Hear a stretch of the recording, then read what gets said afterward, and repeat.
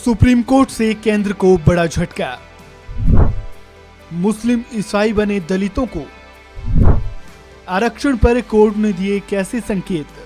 दलित ईसाइयों और मुसलमानों को आरक्षण देने के लिए और उन्हें अनुसूचित जाति वर्ग में शामिल करने के मुद्दे पर सुप्रीम कोर्ट ने सुनवाई का फैसला लिया है। इससे पहले केंद्र सरकार ने कोर्ट में याचिका दायर की थी कि इस मामले में 3 सदस्यीय आयोग की रिपोर्ट का इंतजार किया जाए, लेकिन कोर्ट ने इसे खारिज कर दिया है।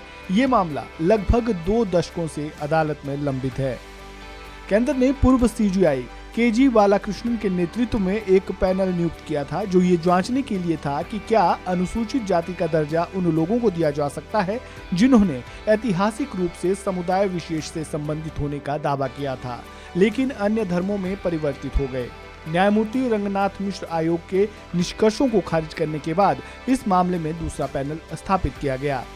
न्यायमूर्ति रंगनाथ मिश्र आयोग ने अपनी रिपोर्ट में हिंदू धर्म से इस्लाम या ईसाई धर्म अपनाने वाले व्यक्ति को SC/ST का दर्जा दिए जाने की सिफारिश की थी।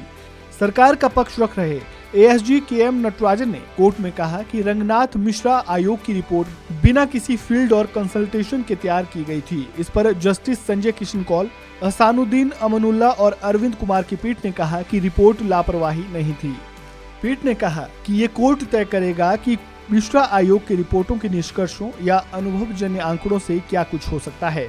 जस्टिस अमानुल्लाह ने कहा कि सरकार बहुत सामान्य बयान दे रही है और उसे रंगनाथ मिश्रा आयोग की रिपोर्ट पर एक बार फिर से गौर करना चाहिए।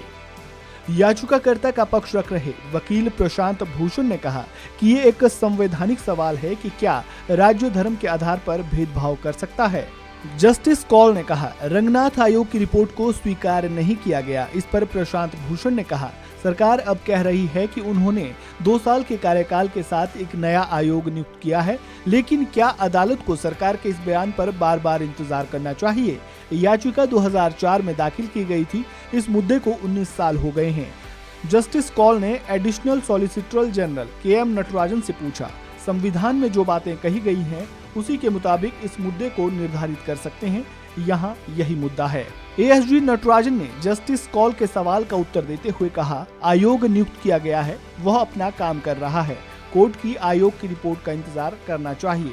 जस्टिस कौल ने कहा सवाल ये है कि जिस संवैधानिक मुद्दे पर याचिकाकर्ता बात कर रहे हैं क्या उसे आयोग के जवाब तक इंतजार करना चाहिए। 2 दशक बीत चुके हैं। सरकार सोचती है कि अब एक नए डेटा की जरूरत है।